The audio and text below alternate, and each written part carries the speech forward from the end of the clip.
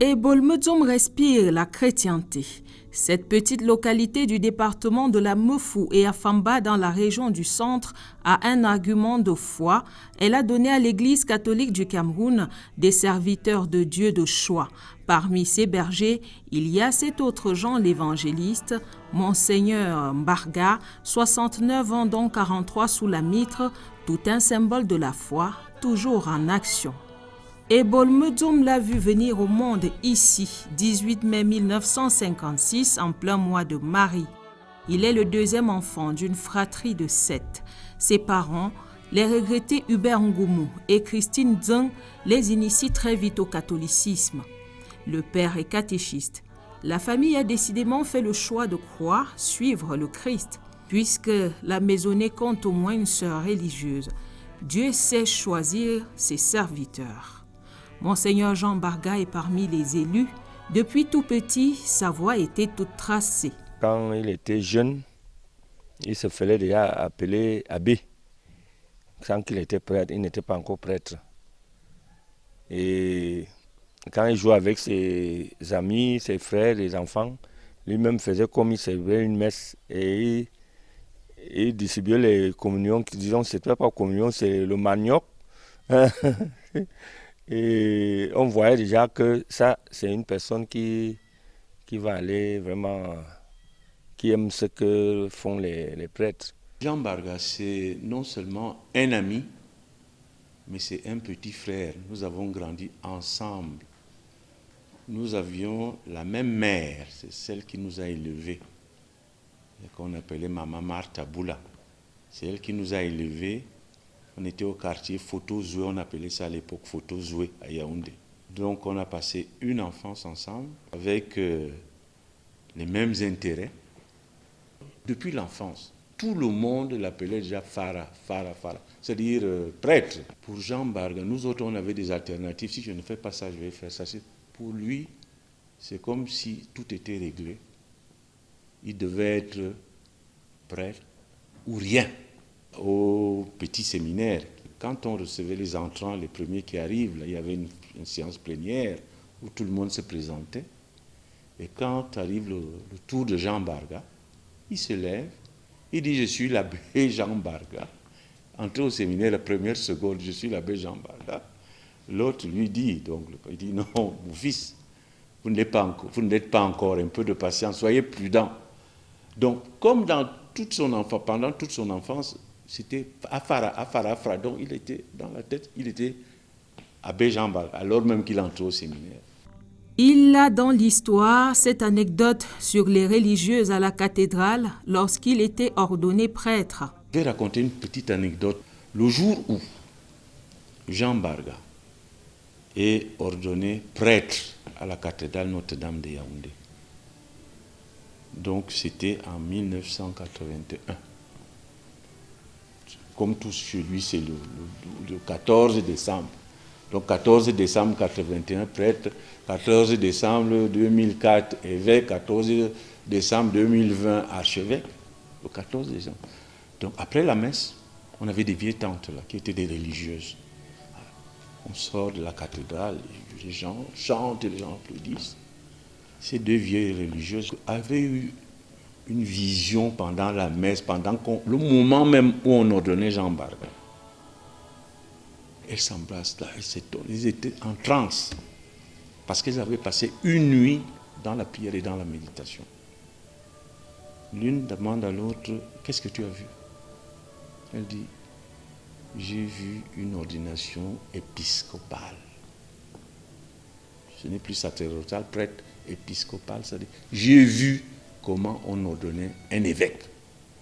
Elle demande à l'autre, toi, elle dit, j'ai vu la même chose. Il y a encore des témoins qui sont vivants jusqu'à présent. Ce qui veut dire que 23 ans avant, les autres avaient vu, celle-là avait vu, à force de concentration, à force de méditation, à force de prière, l'avait déjà vu évêque. Donc tout semblait être tracé. Ici, tout presque porte son empreinte. La paroisse Sainte-Famille, l'école catholique éponyme est un don de la conférence épiscopale italienne. Le parcours de l'élu de Dieu suscite des vocations. il inspire. D'ailleurs, le jour de notre tournage, les élèves de l'école prennent part à une messe dite par le curé du village, promotionnaire de Monseigneur Jean au grand séminaire d'Onkol Bisson à Yaoundé de 1975 à 1980. Monseigneur est très aimé ici, Monseigneur est très attendu ici et Monseigneur attend de nous que nous puissions l'épauler, l'aider pour que la foi se réveille, s'il faut le dire, à partir de ses propres racines. Désormais, tous les enfants savent qu'ici, ils ont un grand frère qui est prêtre, dont le nom est Jean Barga, et ils ont même désigné le successeur de Monseigneur Jean Barga, mais il fait encore 4e. Donc, on en a parlé et ils sont sensibilisés qu'il est question de chercher un remplaçant ici même, à Ebol-Medjom. C'est dans leur registre qu'on puisse, à l'avenir, avoir et des prêtres et des sœurs sortant de Ebol-Medjom. Ordonné prêtre le 14 décembre 1981, Monseigneur Jean Barga totalise 43 années de vie religieuse, 20 comme évêque et 10 comme archevêque métropolitain de Yaoundé.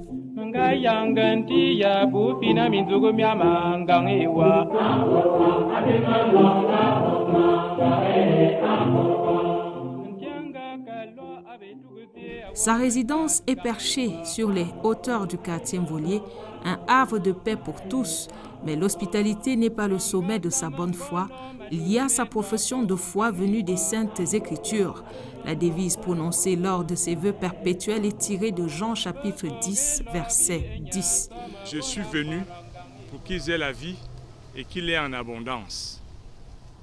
C'est donc par rapport à cet engagement profond que je peux m'évaluer en disant qu'est-ce que c'est que la vie et comment je l'ai servie.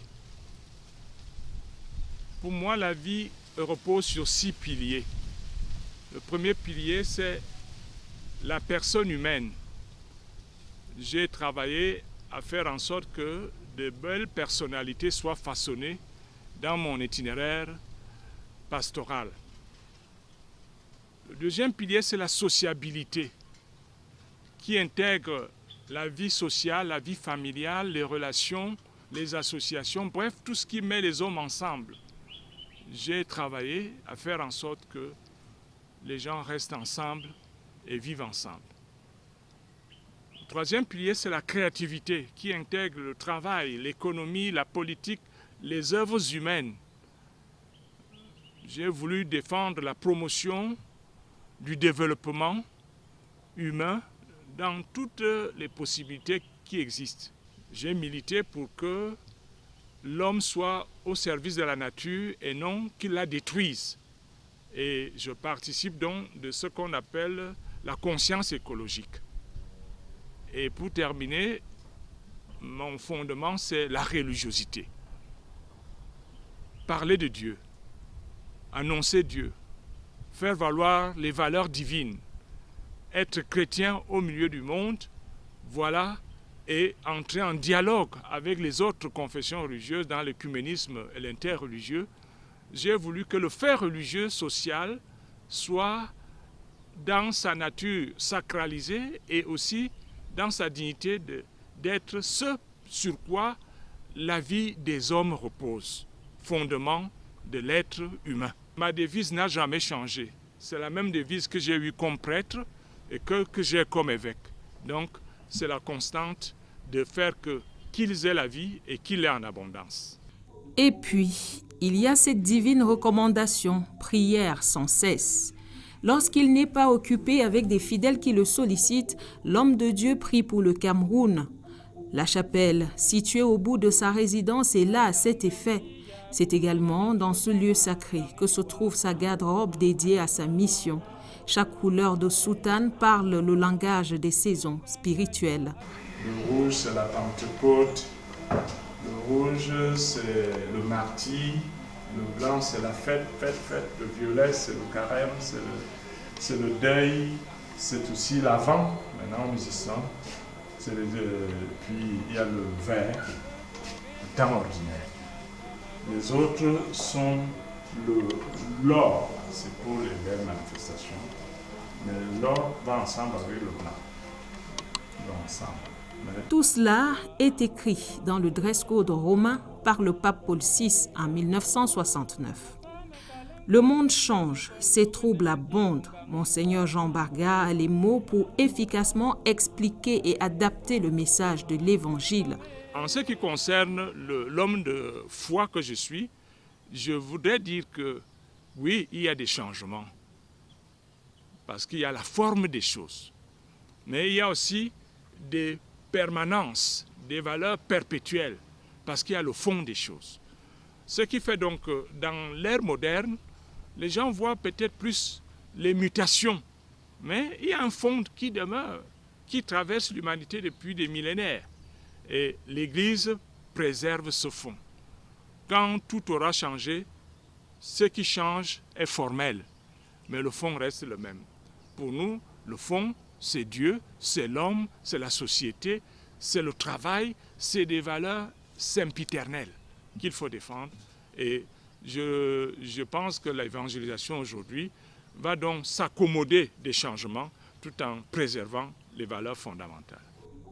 Les médias sont un partenaire de poids dans ses ambitions de choix. À l'occasion de ses 10 années comme archevêque métropolitain de Yaoundé, l'homme de Dieu a réuni les médias pour dire merci.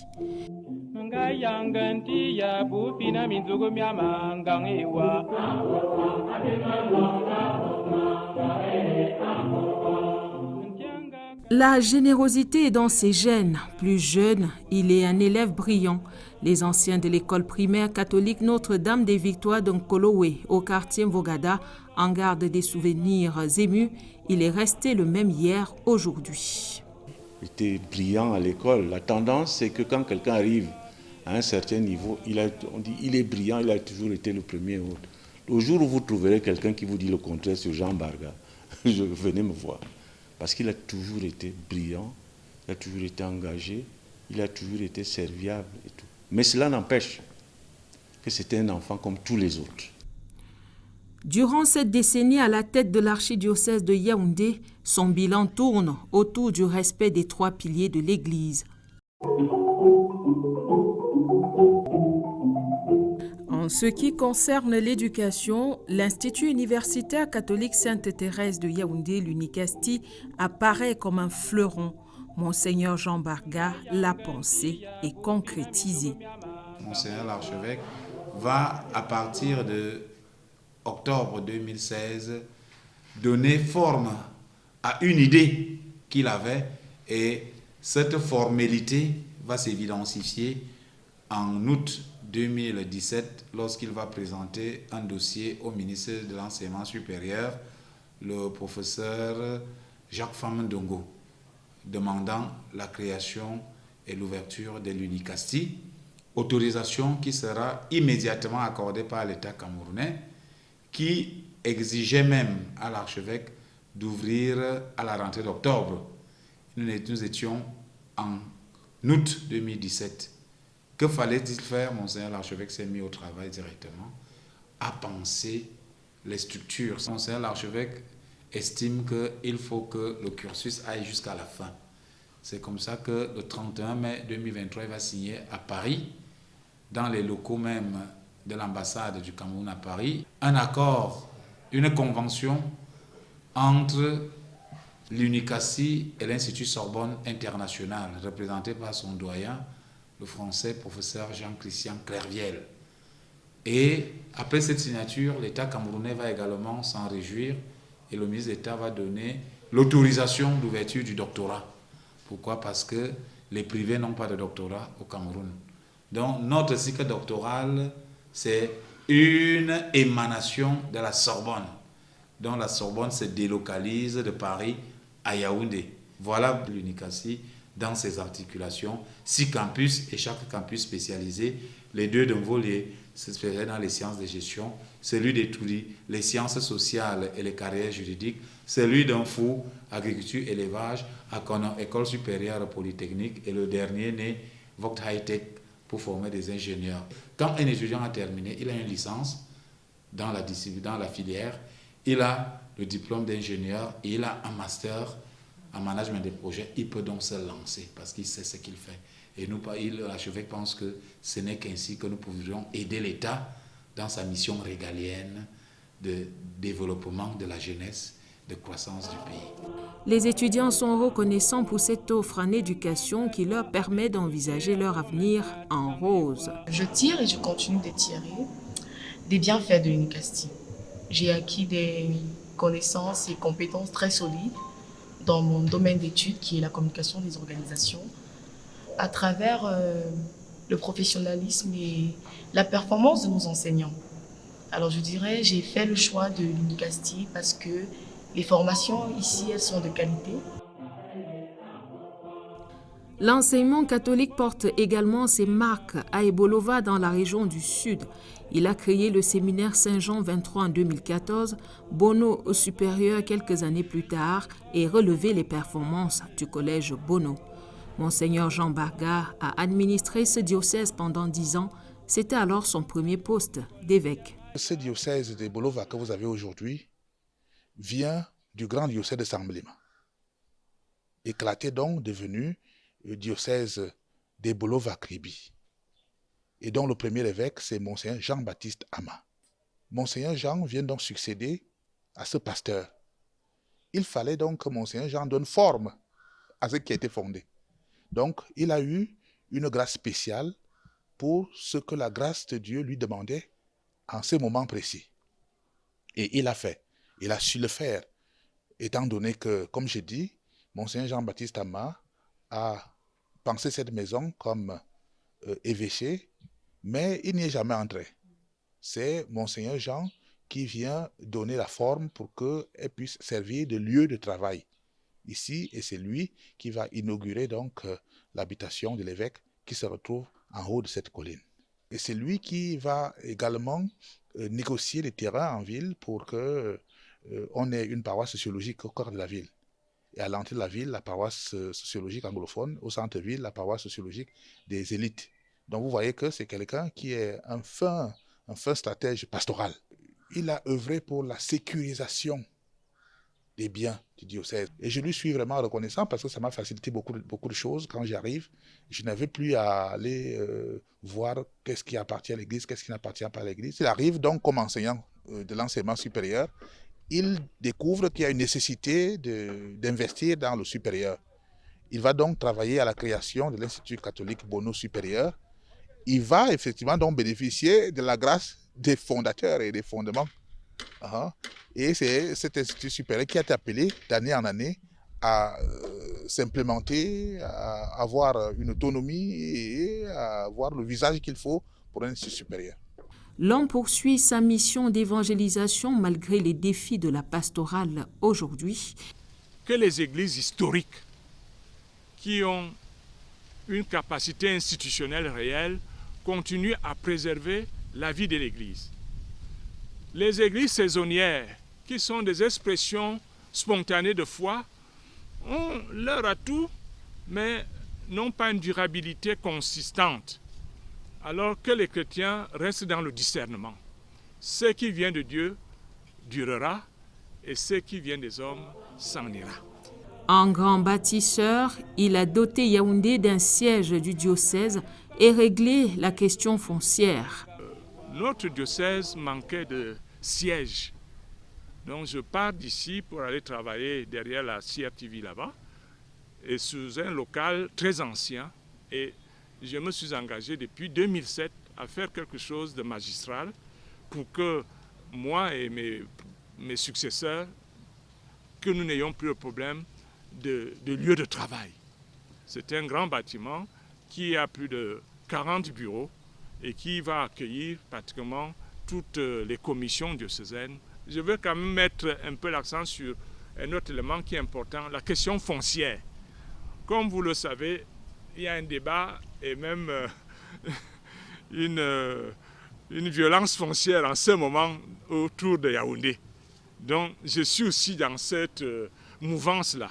Comment préserver les terrains et les mettre à la disposition du peuple face à des volontés de prédation qui sont liés à des phénomènes courants. Donc on a atteint 80% de sécurisation du patrimoine foncier. Et ça, je suis vraiment fier de mes collaborateurs. Malgré la conjoncture difficile, nous nous sommes battus pour que les terres réservées à l'Église soient bien protégées, que ce soit au niveau des immatriculations comme au niveau satellitaire. Tout a été fait en ce sens-là. L'éducation des jeunes préoccupe au plus haut, Monseigneur, eux qui font face à l'avènement des réseaux sociaux avec leurs contre-valeurs, véritable barrière à l'Évangile.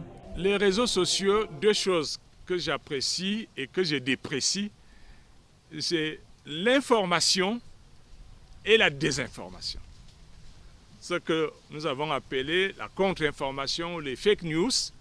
En réalité, les réseaux sociaux relèvent du jugement des hommes, puisqu'ils s'inscrivent dans ce que nous appelons les moyens. Ce n'est pas le moyen qui fait la morale, c'est l'acteur qui utilise le moyen, qui donne de la valeur éthique ou de la valeur malveillante à un acte.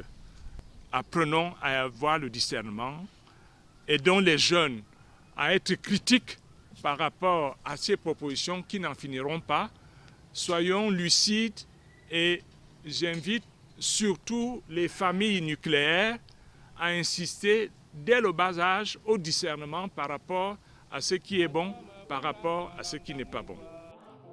43 ans de sacerdoce, 20 ans d'épiscopat et 10 ans comme archevêque métropolitain de Yaoundé, l'homme de Dieu trouve les mots justes pour expliquer la constante dans cette trinité. Ce qui m'a fait traverser cette période en changeant de responsabilité, ça se résume en un mot, ça s'appelle la grâce d'État. La grâce d'État, ça veut dire quoi?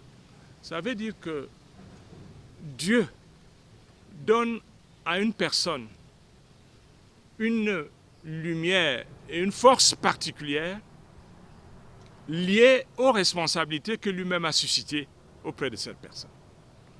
Tout ce que j'ai pu faire, très humblement, je dis, je n'en suis pas capable. Mais j'ai vu à tout moment Dieu me précéder dans les décisions, dans les actions et dans les, disons-le, dans les réussites. Donc je dis cela aux fidèles pour qu'ils comprennent que Dieu ne vous donne pas une charge sans vous en donner les moyens. Le travail continue justement avec l'aide de la main de Dieu et les souhaits de sa famille et de ses pairs au sein de l'Église. Je sais qu'il va encore aller plus loin. Je sais que avec le temps, si je suis son vieux frère, il y aura certainement autre chose. Je souhaite qu'il continue tout simplement dans son action, qu'il continue. Donc, ce qui doit arriver va arriver. Donc je garde l'image d'un pasteur, d'un homme de foi, d'un homme de cœur, de quelqu'un qui aime l'Église et qui nous a appris à aimer l'Église, de quelqu'un qui aime le savoir, qui aime connaître, qui aime scruter le réel et nous a montré l'importance des études, d'un pasteur qui annonce l'Évangile avec conviction. Voilà pourquoi dans mes prières étant grand, je disais souvent, Seigneur, si elle devient frêtre, fais-moi prêcher avec autant d'éloquence que le recteur. Pourquoi? Parce que je ne le voyais pas avec un bord quand il prêchait au grand séminaire, mais il y avait une cohérence logique dans ses homélies à telle enseigne que j'en restais pratiquement admiratif. Nous voulons lui exprimer notre gratitude pour ce qu'il fait au sein déjà de la conférence épiscopale nationale du Cameroun, où il assiste au conseil permanent, et aussi lui dire merci pour ce qu'il est et fait pour l'Église qui est au Cameroun depuis Ebolova-Kribi, en passant par Ebolova jusqu'à l'archidiocèse de Yaoundé aujourd'hui. Au nom du diocèse d'Ebolova, qu'il a servi humblement et efficacement, je lui dis bonne fête. Il a encore les rêves plein la tête. Un monde meilleur pour tous, c'est cela, son souhait.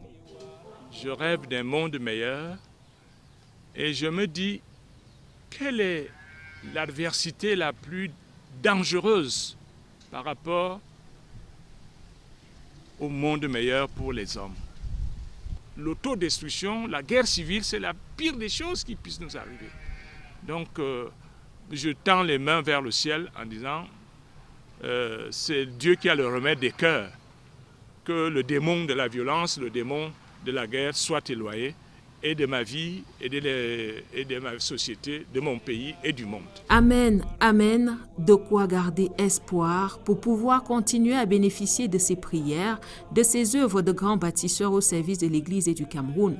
Au fond, c'est l'œuvre de Dieu à travers les mains d'évêques au service de tous.